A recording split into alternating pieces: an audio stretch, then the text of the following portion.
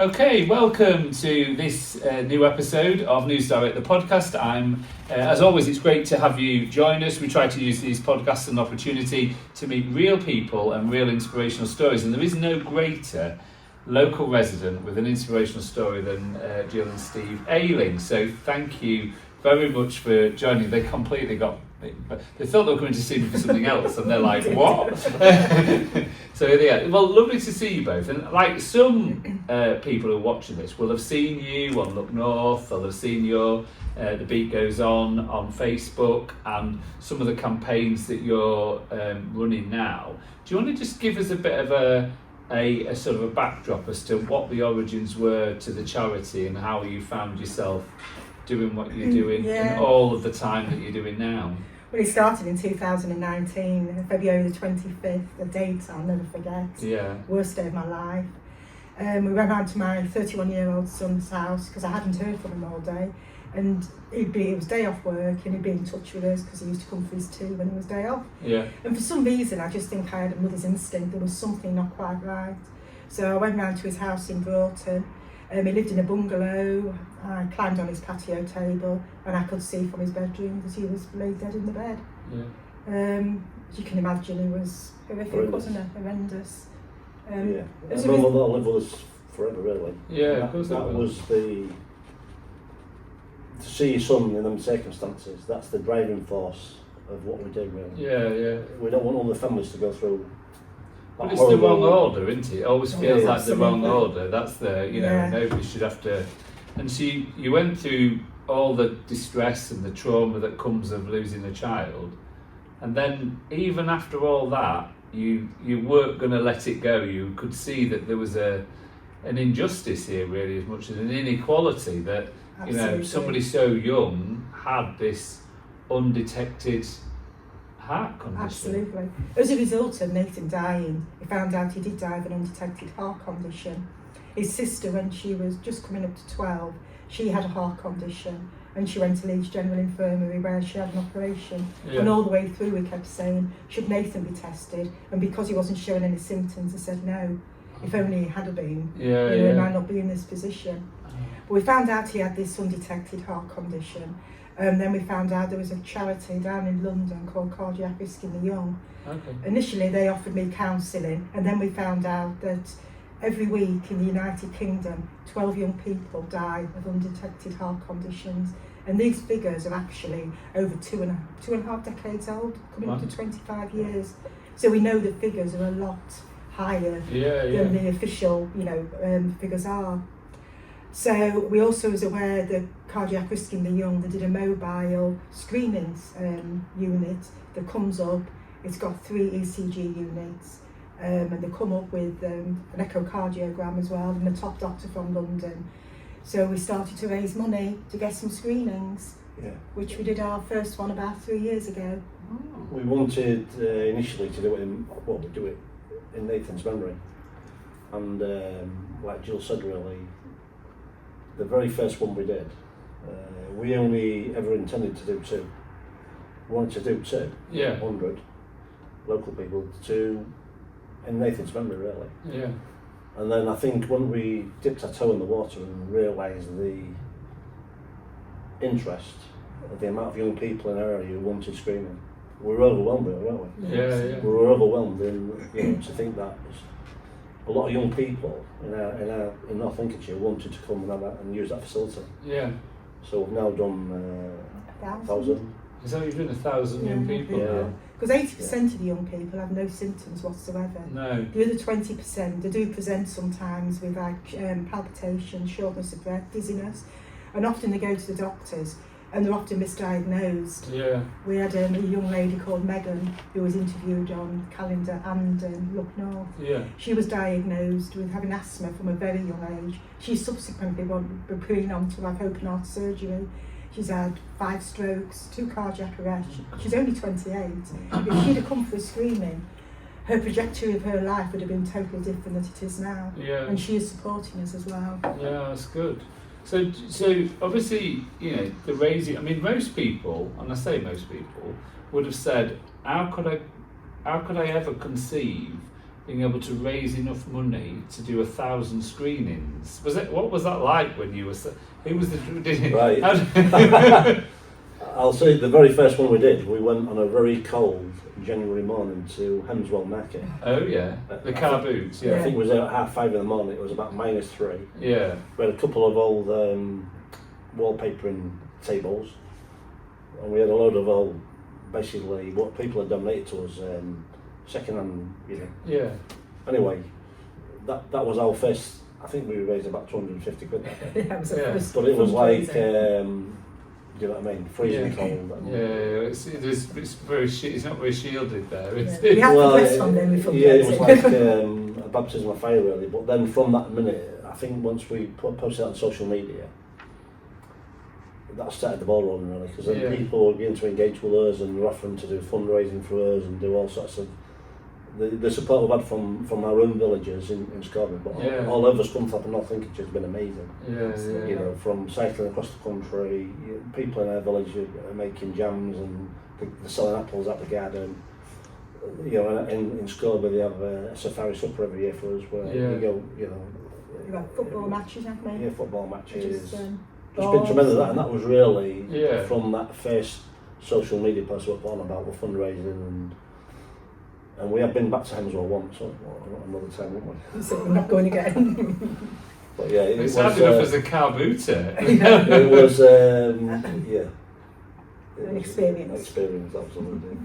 And did you, obviously you had an ambition to try and get more people screened, but clearly a chunk of this is about education and awareness, isn't it? You know, getting people to think, because I think, like most people, had you not had the episode with his sister, and if you had not had those experiences, for most people they would just amble along. I can tell you a story that only happened last week. It was actually a very personal story to us. It was our granddaughter.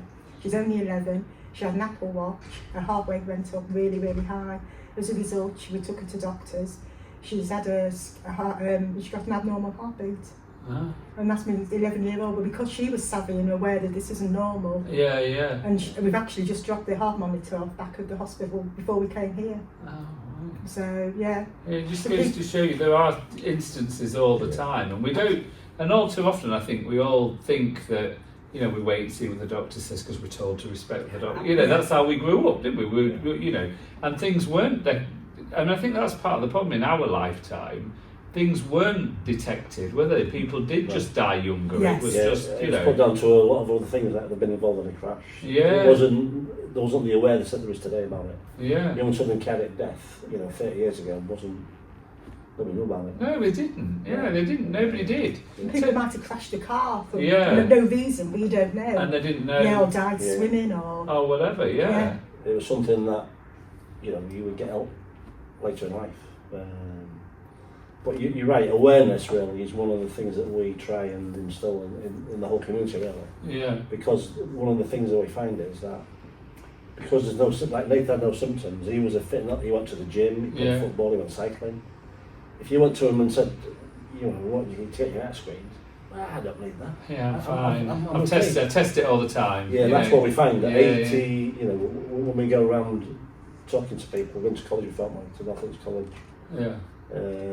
That's the sort of feedback we get, and it's trying to break through that to explain to young people that whether you're playing football every night of the week or doing recreational wise or sat in your bedroom every night, if you're in that age group 14 to 35, you must come, whether you have symptoms or not. Please come and be screened.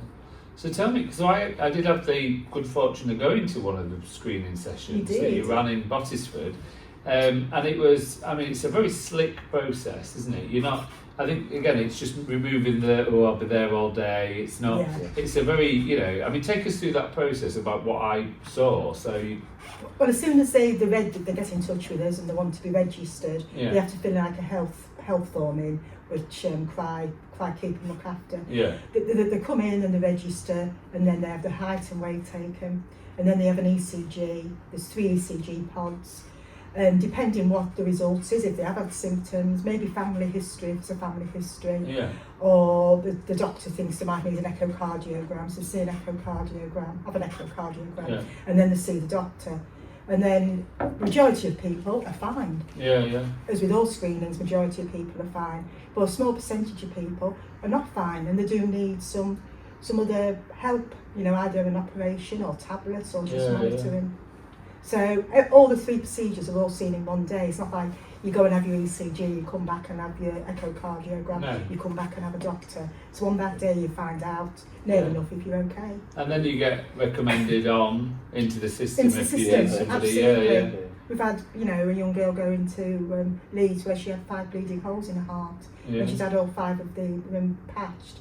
There's a family over in Grimsby who are undergoing tests now for quite serious heart conditions in the family, and it feels like 2 of the 3 children have got this, and there was fitter, healthy young people, and they'd be walking around really with a time bomb in the chest. Yeah, it's important to highlight, I think, that we do 100 screenings every day. Yeah. So between 9 and 5.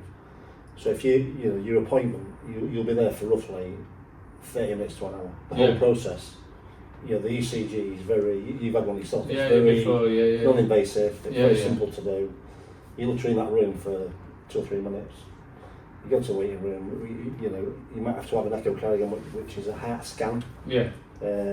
Which again is a non-invasive, it's fairly simple.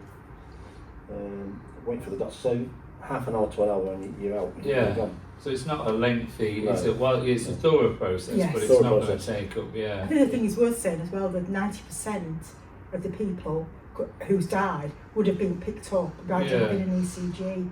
I know we can't pick everybody up because ECG doesn't pick every cardiac condition up, but it picks a large amount of them up. Yeah.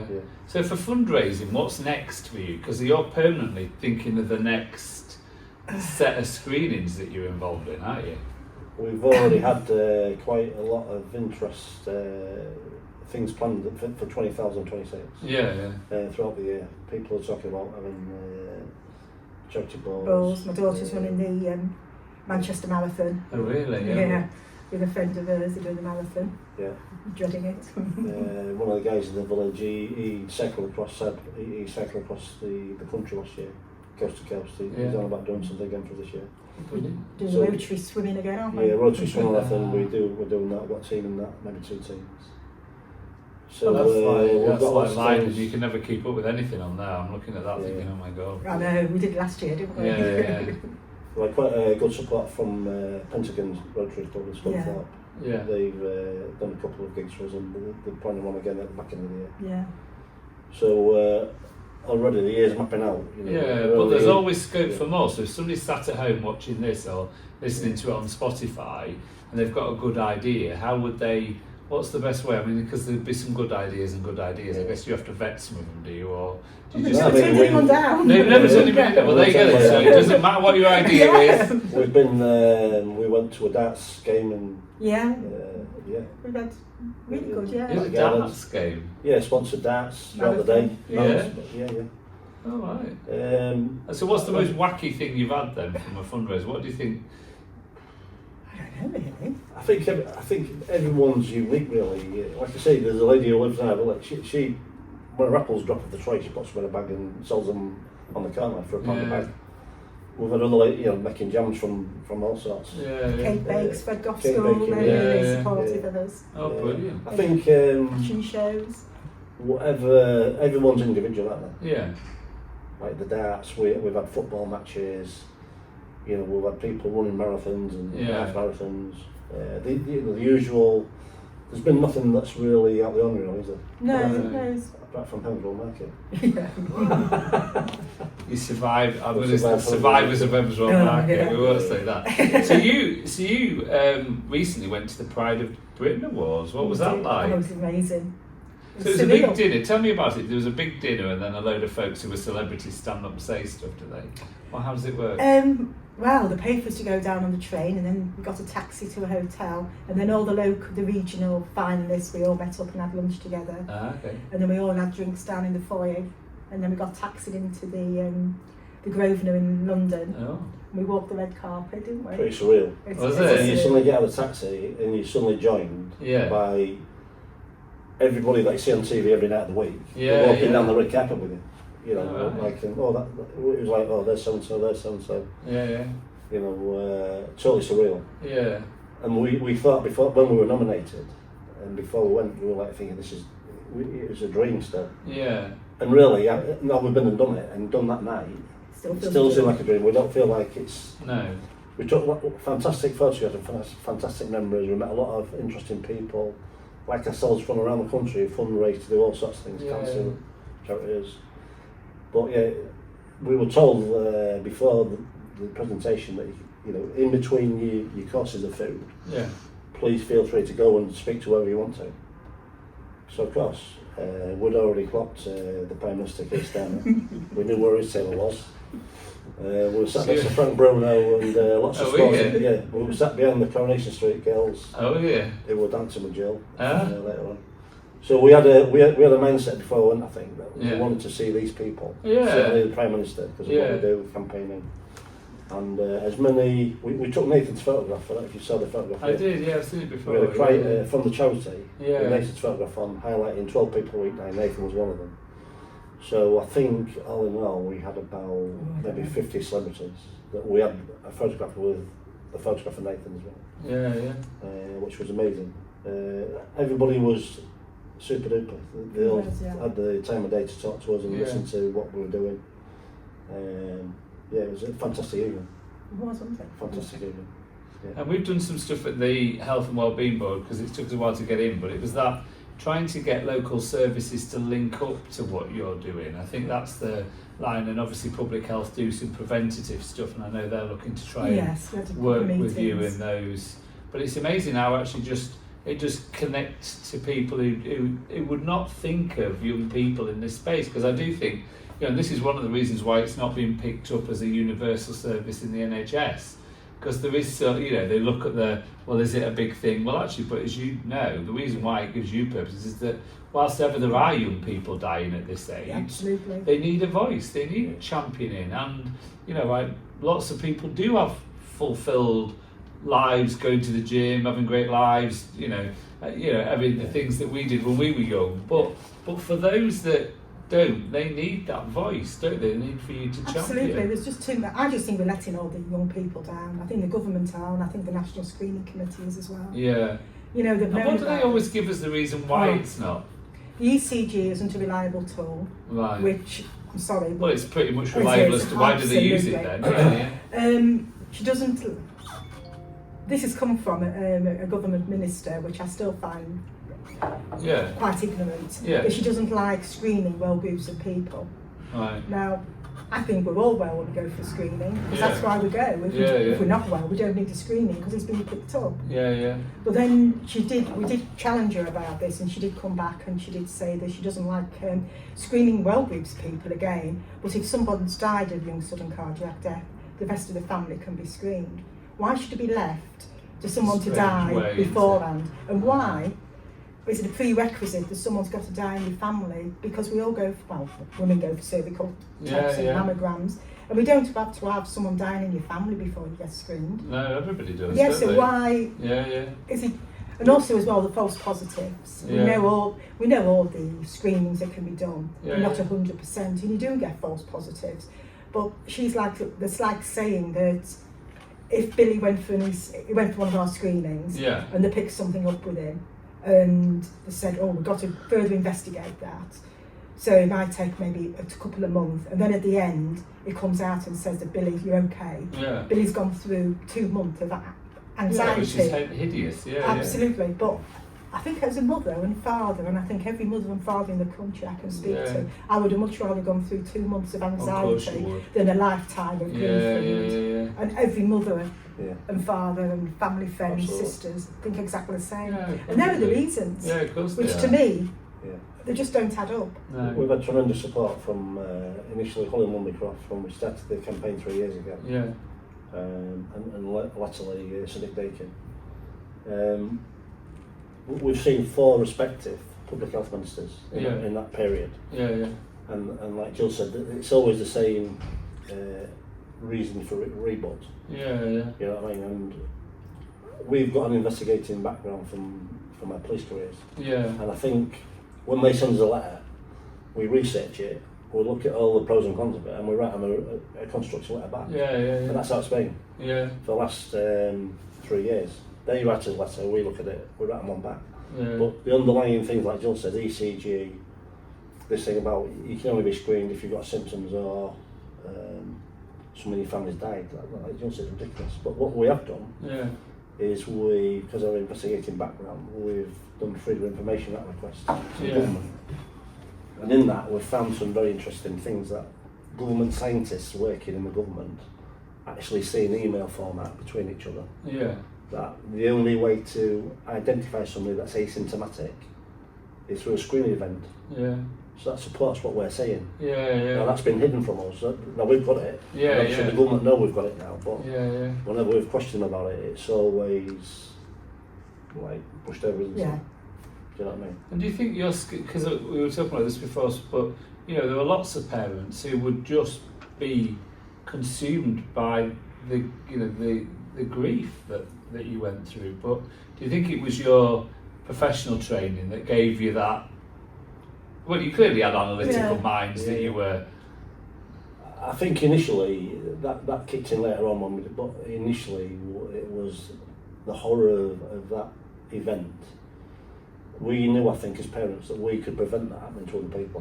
Fairly, not easily, but by fundraising, by doing the screens, like Jill said, we've identified 65 young people in our area that have either had major problems with surgery or minor problems where they've maybe seen the GP and given some health advice, and that's suffice. You know, 65 people wouldn't know those things without us doing what we're doing, which is amazing. Well, and as you say, that's certainly narrowing a significant proportion of the population and who would be at risk. And as well, it's not we are picking up people, it's not just, even though it's only screened in the 14 to 35 year old, we are picking up people that they've got a problem, but it doesn't start to show maybe until your 40s and 50s, where you might go and have a stroke. And the benefits totally outweigh the negatives. You know, the cost of looking after someone's had a stroke compared with someone having an ECG for a few pounds, it's not doesn't weigh up. I think as well, we need to mention really that on the very first screen that we did, the very first day we did this, remember Nathan?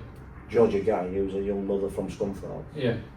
She hadn't booked an appointment. She listened around me in the morning to say, look, I need to come, can you get me in?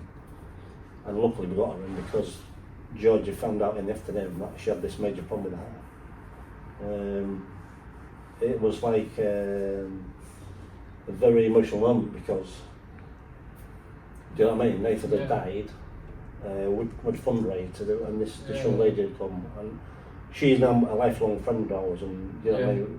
We've seen her, we've seen her develop, and she's gone on to, you know, a lot better things, and she's actually spreading the word on our behalf. Well, you know, I see her work colleagues all over, and friends in a dancing group, and they all say, you know what I mean? I know George. We know what you did. So on that night, that really brought it home to us, I think, that what we're doing is the right thing. That's good. And it's not just us doing it, there's families all over of course. the United Kingdom who's doing it, who are picking up the same amount of people. If we all the families didn't raise money and do the screenings, the cost to the NHS would be up. All these people would be walking around. And let alone the cost of life and family. Absolutely, and what the young people put back into their community with the taxes, national insurance, it far outweighs the initial small cost for having an ECG. We found out, again, we were stood in a queue waiting to go into Parliament with a gang of, a group of Sikhs. Guy in front of us got talking to us way from, told him what we're doing. He's a financial wizard in London, and he started to tell us about the financial impact of Nathan dying on the government. So, to cut a long story short, but we found out that Nathan, had he continued in his role at work through all his life, he would have contributed about £230,000 into the British economy through his taxes. Now, a £50 test would have saved his life. And this gentleman was saying to us, you know, if you can get a group of mothers from around the UK collectively These are all things that we never even thought of. Yeah. We never even thought of the financial. We never think. Yeah. Well, because it feels wrong. Yeah, it does. Well, it does feel wrong, Yeah, doesn't it? yeah, That wrong, someone's yeah. life should be measured on what they bring Yeah. into the exchange. But that's how it is, isn't Yeah, it? yeah. Unfortunately. Yeah. When you look at it, that is the fact of it. Yeah. A 50 quid test would have saved his life. Yeah. We've had all sorts of things like that through what we're doing, haven't we? Yeah. We've opened our eyes really to different aspects of it. So, what advice would you give people sat watching this today who maybe are in that age bracket, or their parents or grandparents of people in that bracket? What advice would you give? Well, we've got a Facebook page called The Beat Goes On 31, and most people contact us on there. We are doing some more screenings this year. If you do want yourself or your child to be screened, please get in touch with us. We do have a waiting list, and we'll put you on the reserve list. We'll put you on the reserve list. Yeah. I would also as well that if you are suffering from palpitations, asthma, dizzy spells, and you go to your doctor, please ask them to do an ECG and take it further. Do question your doctor, because they're absolutely wonderful. Don't get me wrong, the GPs are absolutely wonderful, but mistakes are made. Yeah. As in Megan's case. And it's not an unreasonable request, is No, it? it's not, It's no. you know how you feel, Yeah. and it matters that you get access to what you need, and don't do the half thing where they get an inhaler or Absolutely. a course of antibiotics or whatever else you'll think Yeah. will fix. But if you're in that bracket, you're still vulnerable until you're tested as That's such. right. Yeah, but it's very important. And the government have had a campaign where they're trying to educate GPs. Yeah. If a young person presents with these symptoms, Yeah. then they must have an ECG. Yeah. Some practices are doing that, some aren't. Tell us about the petition. I think it was a new year, another Another idea, another campaign. Yeah. We sit there at 5 o'clock in the morning, wake up, have a Well, cup of tea with I that. think we thought this was, as I say, we've seen 4 different government ministers. Yeah. And clearly it's just like. Well, there you have to get caught up, and Yeah, all that. Yeah. And we've got tremendous support from around the country. Jill's in a mothers group that have members all over the country. Yeah. And they were all saying to us, like, why don't we do this, why don't we do that? So we decided that we would do a petition, so that rather than it's just me and Jill from North Lincolnshire saying to the government, please do this. Yeah. It's a national thing, and everybody can have the same really. So we can go to the government and say, look, there's 100,000 signatures in it from people from every corner of the country who are asking you to do this, not just me and Jill. That was the purpose of it. Yeah. And I think also, nearly 17,000 people signed it so far. Okay. So that's 17,000 people around the country and their families that are now aware It's only been going 2 weeks. So. cardiac screening. They're aware of young sudden cardiac death. So, as well as the petition, it's also raising awareness around the country. So if you're one of the 83,000 people who hasn't signed this, but we want more than that, get yourself sorted, get it signed. And it's it is, really important. it's National Heart Month next month as well in Ah, February. okay. So cardiacists in the young are doing a big push on our behalf as Yeah. well. So touch wood, we should get up some numbers. We'll try and push that out Oh, in thank terms you. of our council Thank you. channels as well. Yeah, But thank you're adopted family for us now at the council, because you came to the Health and Wellbeing Board. They all still talk about it. The staff team do so, and they're keen to, because I did make that commitment. You would come back to the Health and Wellbeing and we'll say what we've done. I'm a bit like that. I like to see when things are done. Absolutely. Well, Yeah, I see think- what progress. We've had a We have couple to of say meetings that so Diane, far. we came to a meeting a couple of weeks ago. Fantastic input. Yeah. Yeah. And ideas really, you could see straight away that Oh, they've really They thought were about it. And taken it on Absolutely, board. yeah. We Yeah, came absolutely. really Yeah, it's quite really- a high, weren't we, when we left? It was Yeah. really- but together, screening together with a lot of other things, Yeah. smoking, Yeah. blood pressure, Yeah. Diet, yeah. Diet. Yeah. all in like, and we had some discussions about, because that screening's done by 12 lead ECG machine. Yeah. There's a lot of discussion at the minute, like Jill said, that our granddaughter picked up one of these Apple Watches, but there's other devices that you can use. So we've had discussions with Diane about these things that come in GPs maybe. Yeah. You literally put 2 fingers on the device and it tells you what you know. Plus still had 12 leads. Yeah. But that's an early indicator that you might have a problem. Yeah. So you can go to the GP. So a lot of fantastic ideas that came out of that meeting, really, and it was very. That's good. Well, we'll definitely have a pathway about this because we do want our young people to. I never care what the government does or what other councils do. We need to be at the cutting edge of it, whether it's free parking or giving older people an air fryer. It doesn't matter. We can be at the cutting edge of it. Anything that helps people, we want. That's why we do it, don't we? We want to help people have better lives. I think one of the things as well, since we had the petition, I think I did mention before, that we've had so many people message us, and there's mum from 30 years ago who lost her son, another dad who lost his daughter, and going back years and years and saying, I didn't think in 30 years' time we'll be still having as many young people dying and nobody doing anything about it. I know. Well, you can't reason grief, that's the whole point, is it? It is just lives and stays with you forever. But absolutely. When you get underneath, and particularly for a younger person, when you get under the why, you can't, why does it happen? And that just can send you down this spiral of some people go into, depression and challenges, and and it can really knock people off course, as I know it probably did to you, because you just can't reason it. But, absolutely. But then you find this purpose from somewhere, and you two have found purpose in a bucket load, haven't you? You've kept going and kept going. So hats off to you for everything that you do and you'll continue to do. Now we're at this bit where I ask you a dish. You can so we're on a desert island. I'm putting you both on a desert island. I mean, you'd be all right on a desert island, because how long have you been married? Oh, 33.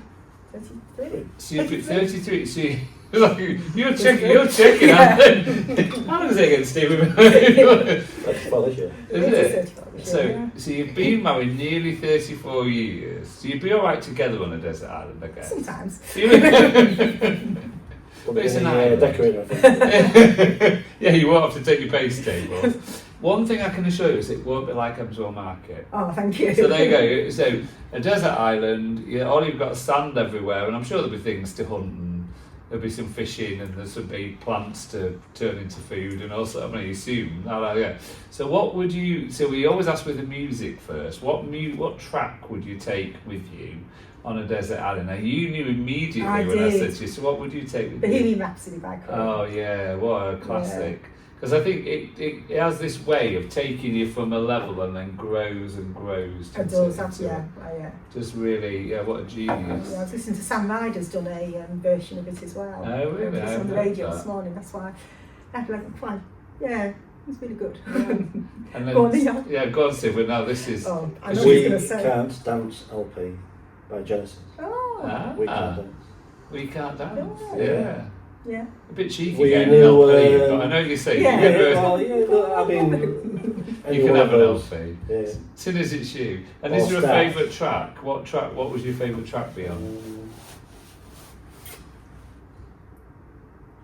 We used to sing well, didn't we? We did. Did it? So we got together, Question I thought he was going to say Dirty Dancing. Dirty Dancing. Yeah. Did you say? Why? Is Can that we have more than one? Go on, you can have more than one. What? You'd have Dirty Dancing in there, definitely, would you? Stars. I've had the time. Stars by Simply Red. I'll go as a singer. Okay. Yeah, Stars by Simply Red.